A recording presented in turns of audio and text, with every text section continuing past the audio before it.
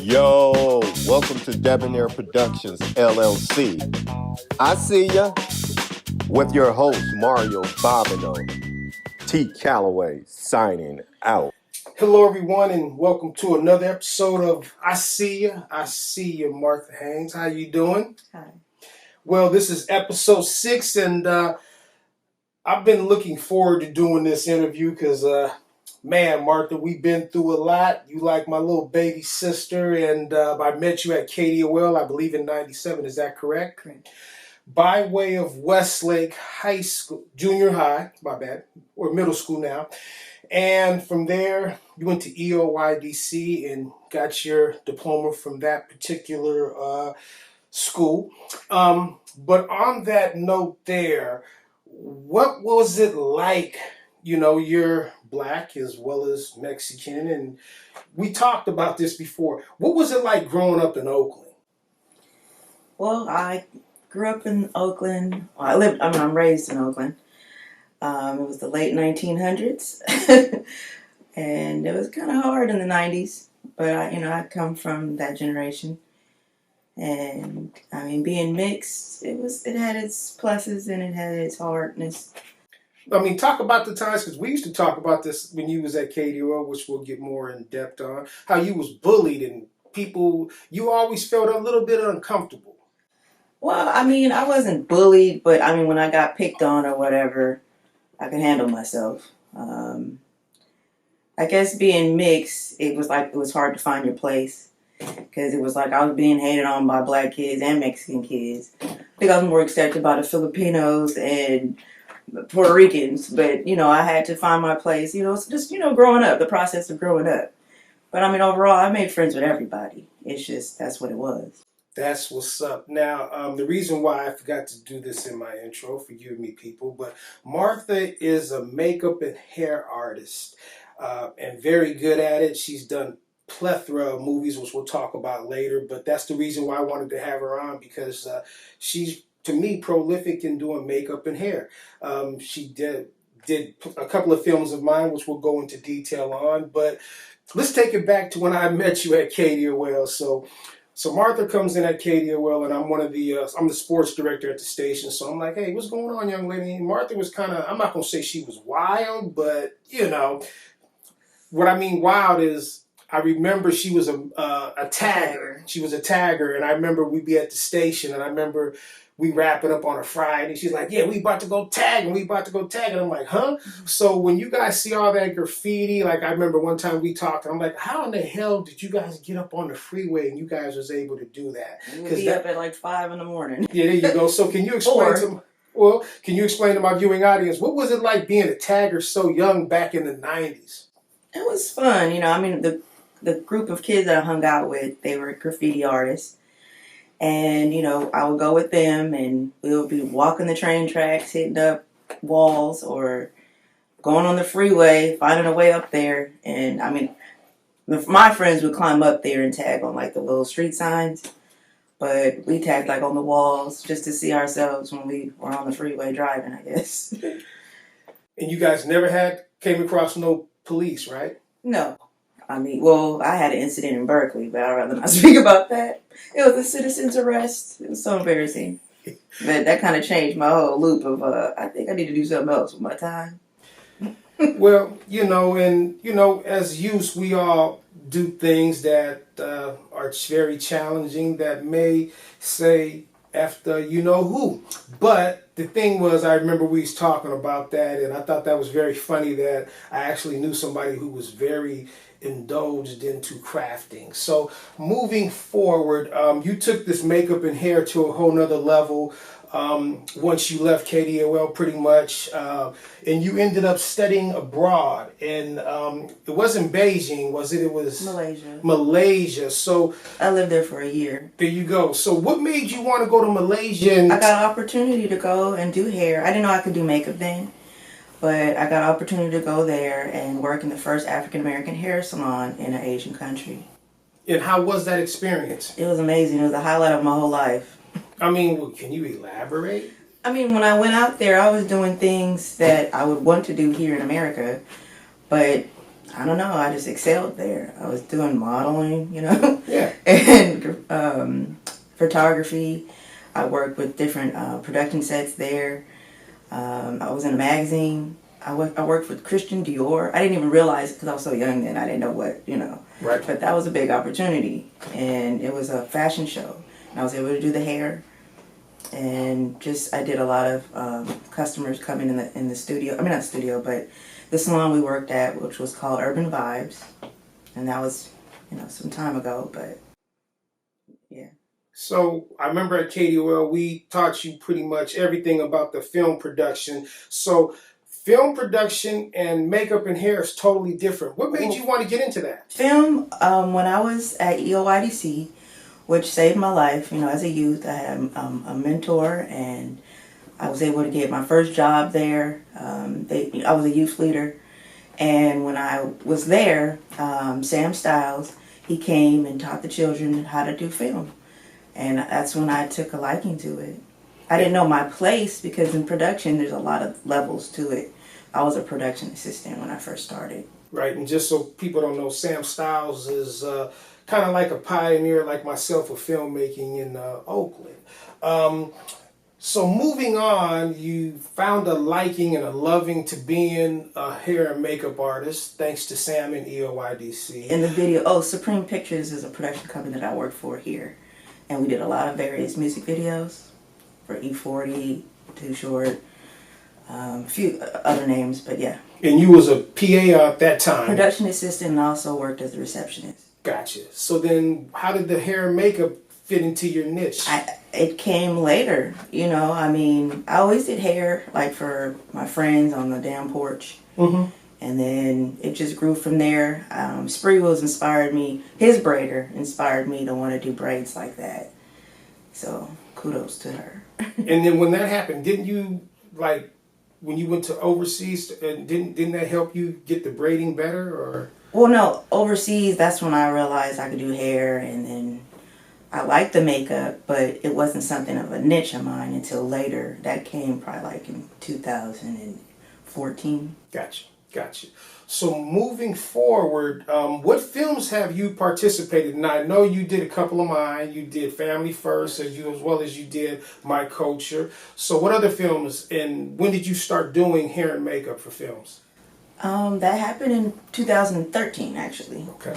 And I worked on Black August, Straight Outta Oakland, watched Phoenix Rise, The Hunting Season, Family First, like you said, Vampires in Oakland, that was fun. My Sister's Keeper, which is coming out soon on streaming platforms. Yeah, streaming platforms. And very short films, like I said, and music videos. Gotcha.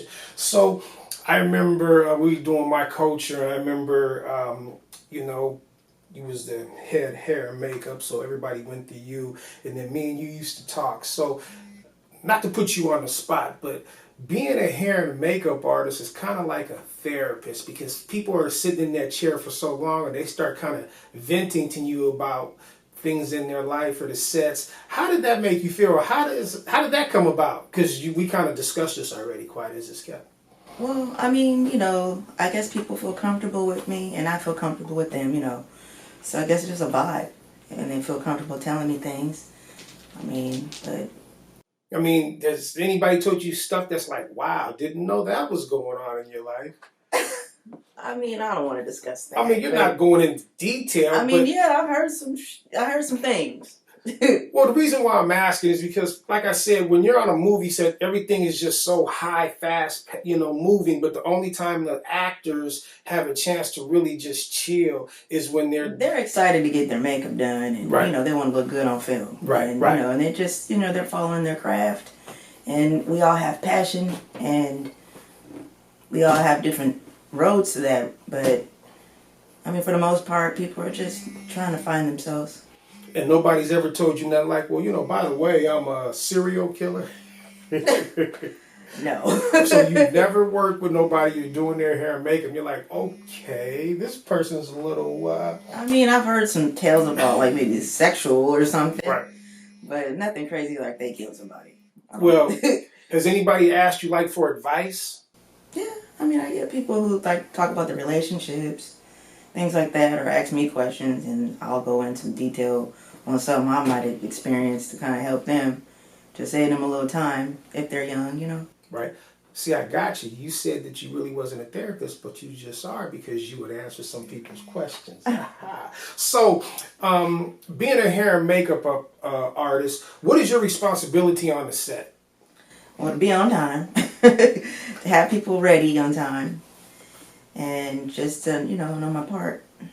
Well, I mean more in detail because I know when we were on the set for my culture, I'm like, Martha, are you ready? Martha, are you ready? So in reference to that, let the people know about that experience. And I'm not saying just me, but I know other... it's a lot of pressure. I mean, makeup is easy, but when you're on a time frame, that's when you have to like have stuff ready in 15 minutes, 30 minutes, and if they have a certain look, there's different changes, different takes, you have to be on point. And have you ever dealt with a situation where somebody's like, oh, I don't like this hairstyle or makeup, can you change it? I mean, I can't say no. More so like maybe in my chair at the salon or something. But on set, I mean, the director or the producer, they have a certain look that we already prepared for. So they just ready to film.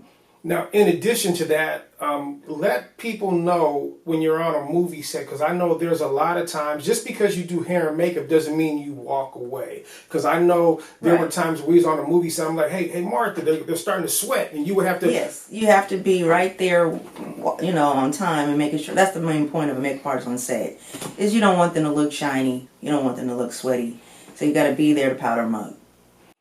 Now, not only that, to be a hair and makeup artist, you have to invest in some type of hair and makeup kit, right? Yes. So I know it could be fairly expensive. That's why... Yes. I mean, the makeup is expensive, so my kit is probably more than $5,000 by now. But I mean, when I first started, I invested in my first kit. It was a special effects kit, and that was like $500 just to start.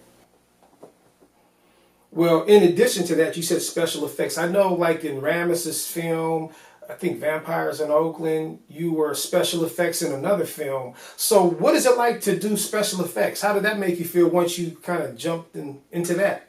I love it. I love it more than anything. That happened when I was just trying to find a production company that would take me to be a makeup artist. And then one guy was like, well, hey, can you do this? And it was like to make a piece of shit. I had to make that with, I used a banana and some chocolate, and they used it for like some game show. Yeah. So in addition to special effects, hair, makeup, and being on the set, is there anything that ever went bad or sour on any film sets where somebody kind of got upset? I'm talking about not me. I mean, it's natural. People, you gotta deal with different personalities. But, you just got to accept people for who they are and just roll with it.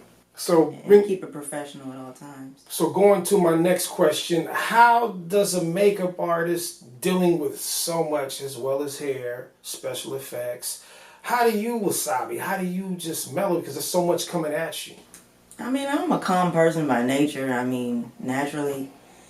I don't know. I mean, I just kind of don't take things personal unless they come for me. Then it's a little different. But then even that, I have to woosah and just pray on it because it's life. It's in life you're going to go through things. So in your career, you're going to go through things. But it's just trying to manifest the best out of that. So pretty much you're a jack of all trades in the film industry in reference to hair, makeup, and special effects. How can someone get in contact with you if they wanted to use your or hire your services? They can reach me on Facebook at Martha. They can reach me on Instagram at martha.haynes.artistry. Snapchat is just Mar, my phone number. Should I leave my phone number? Well, no, we'll put it up. Okay. Yeah, that's pretty much. Oh, TikTok. Okay, there you go. And TikTok is Martha541. Well, I'm gonna put the graphic up when you say it. Okay. So, You know, now that I consider you a seasoned veteran because you've been doing hair and makeup, special effects for some time now. What advice could you give to somebody who's up and coming that wants to be the next Martha? And I need a, honest answer. not only an honest answer, but you got somebody who's young, who was kind of like you at Westlake, who's looking for inspiration. So really give me a nice elaboration on Well, first and foremost, know thyself. And you're winning half the battle when you love yourself. And know your worth in anything you do. And just have passion in it. Don't think about the money. Think about how you're going to just be able to manifest things that you've thought, your vision, and it's coming to life. And just prepare for that alone. Just don't give up. Don't ever give up. Now, would you also suggest if somebody to travel abroad, to really hone their craft? Because, you were able to go out the country and pick up some certain things. So, and sometimes it's good to get out of your environment. Yeah, I mean, I lived in LA, I lived in Malaysia, and those things, they were like highlights of my life and a part of my growth process. And just stay on track and don't fall off. And if you do, get back up. Well, Martha, because if you don't, this industry will eat you alive. Well, that's where I was trying to go back earlier about the responsibility, but you just answered that. Now, what do you mean by eat you up? I mean, you got to have a strong head on your shoulders. When I went to LA, I didn't. And I was blessed with a lot of little videos that I did with Master P and Shooting Star, things like that. But I didn't have the confidence that I needed to really excel, because I ended up moving back home and, it was hard. I was a kid though. So I'm just saying, believe in yourself, know your worth, so that you'll stay on track, because other people will try to tell you about yourself. And if you don't know yourself, you're going to fall off. Martha, thank you so much for being part of I See You. We see you, Martha. We see you doing big things. That's why I wanted to do this interview, because like I said, we go way back to KDOL. We kept our communication very strong and powerful, and it's even gotten stronger as of today. And I just I like the stories that we share back and forth. That's why I said I got to get Martha on the show. So Martha, 21 gun salute to you. Continued success. Thank you. As long as you're around, you're going to continue to be my makeup and hair artist. And we at I See You appreciate you, young lady. Thank you for being on the show. Thank you. Yo, thanks for watching. I See You with your host, Mario Bobino. We out. T. Calloway.